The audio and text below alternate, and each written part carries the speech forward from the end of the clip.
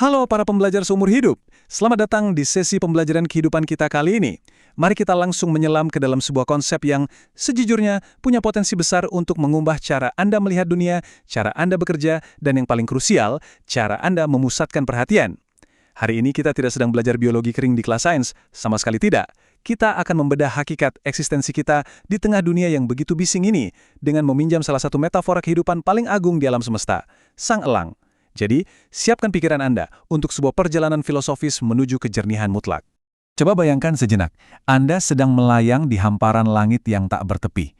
Di atas sana, seekor elang memiliki kemampuan visual yang benar-benar di luar nalar manusia. Bayangkan, dari ketinggian 3-5 km di atas tanah, di tengah lautan udara, elang ini mampu mengunci pandangannya pada seekor kelinci kecil yang bersembunyi di padang rumput. 3-5 km. Angka ini bukan sekedar trivia biologi ya. Ini adalah fondasi dari obrolan kita hari ini. Ini adalah jarak dari sebuah kejernihan absolut. Pertanyaannya, bagaimana sebuah makhluk bisa memiliki ketajaman sepresisi itu? Dan kebijaksanaan apa yang bisa kita pinjam darinya untuk hidup kita?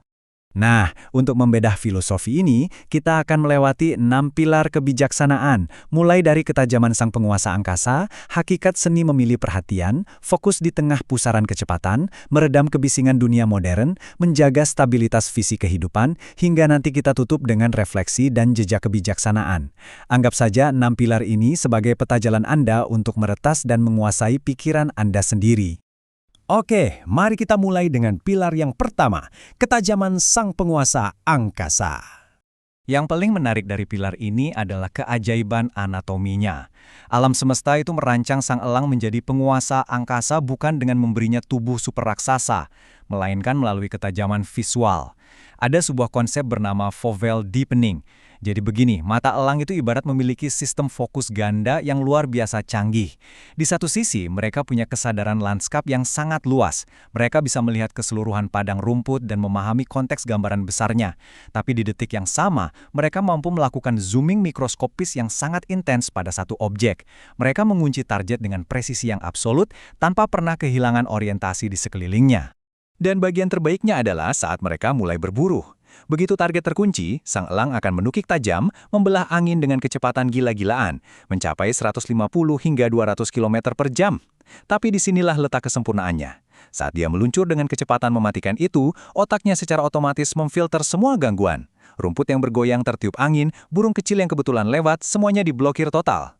Otak elang hanya menyisakan satu gambar jernih dari targetnya. Tidak ada distraksi, hanya ada satu tujuan murni. Dan ini membawa kita dengan sangat mulus ke pilar kedua, hakikat seni memilih perhatian. Sekarang, mari kita tarik ke kehidupan nyata. Apa gunanya mengagumi biologi elang kalau kita tidak mengaplikasikannya, kan? Mari kita buat perbandingan filosofisnya. Kalau di satu sisi elang punya fovea secara biologis yang memberinya lanskap luas sekaligus fokus zoom yang mematikan, kita sebagai manusia modern sangat membutuhkan apa yang kita sebut sebagai fovea mental. Kita memang dituntut untuk punya kesadaran umum tentang apa yang terjadi di dunia ini. Tapi kita juga harus punya kemampuan untuk melakukan zoom in dan mengunci tujuan hidup kita yang paling absolut. Tanpa fovea mental ini, pandangan hidup kita akan selalu blur, selalu buram, tersapu oleh apapun yang lewat di depan mata. Kenapa fovea mental ini sangat-sangat mendesak hari ini? Karena jujur saja, kita sedang memikul beban informasi yang luar biasa berat. Coba pikirkan, sejak mata Anda terbuka di pagi hari, Anda sudah dibombardir oleh ribuan notifikasi. Berita media sosial yang gak ada habisnya, grup chat yang terus berdenting, sampai urusan-urusan sepele dan drama kantor.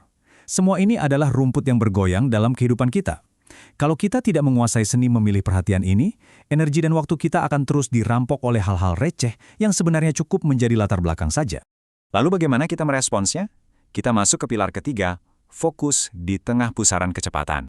Jadi poin krusialnya begini, ritme kehidupan modern ini sangatlah cepat.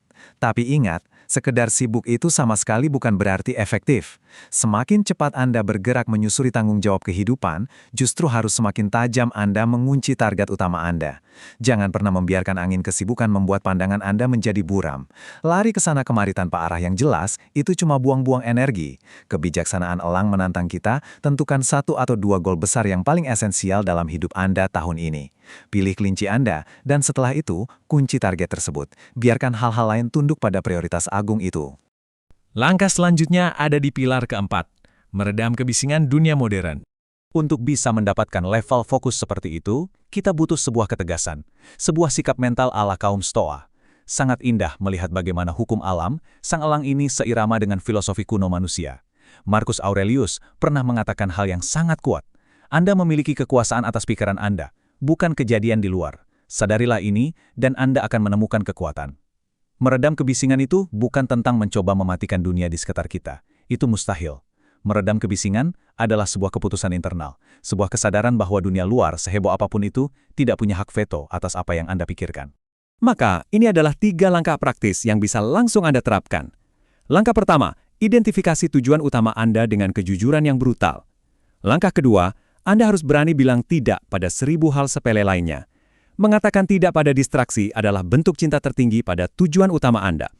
Dan langkah ketiga, abaikan opini-opini yang tidak relevan, tren yang cuma numpang lewat, atau kebisingan emosional di sekitar Anda. Fokus yang sejati itu bukan sekedar menatap satu hal lekat-lekat, tapi kemampuan sadar untuk menepis ribuan hal lain yang mencoba menggoda Anda. Sekarang kita beralih ke pilar kelima, menjaga stabilitas fisik kehilutan. Ujian sesungguhnya dari karakter kita itu selalu datang saat badai menghantam. Balik lagi ke elang tadi. Saat dia menukik, angin yang menampar wajahnya itu sangat kencang dan penuh turbulensi. Tapi kalau Anda perhatikan baik-baik, kepala sang elang itu tetap diam dan stabil secara sempurna. Matanya tidak pernah bergeser dari target.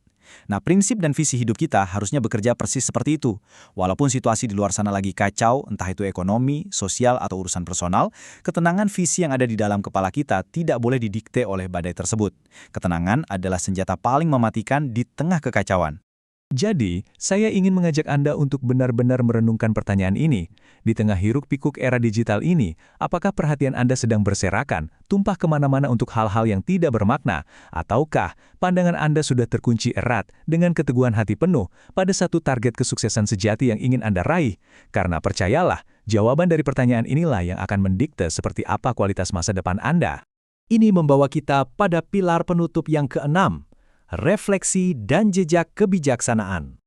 Saat kita menarik mundur dan melihat gambaran besarnya, ada satu kebenaran universal yang harus kita amini bersama. Di dunia modern ini, perhatian adalah mata uang yang paling berharga. Jauh lebih berharga dari uang, bahkan lebih berharga dari waktu. Kenapa? Karena kemanapun perhatian Anda mengalir, disitulah kehidupan dan energi Anda tumbuh. Sistem di luar sana sedang bertarung mati-matian untuk mencuri mata uang tersebut dari Anda. Jadi, jangan pernah memberikannya secara cuma-cuma.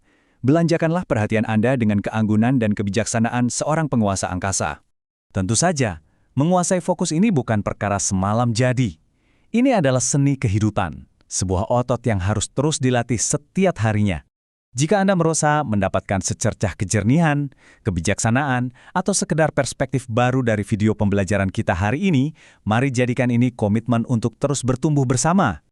Silakan subscribe ke channel Ruang Dosen ini dan pastikan Anda mengaktifkan lonceng notifikasinya ya.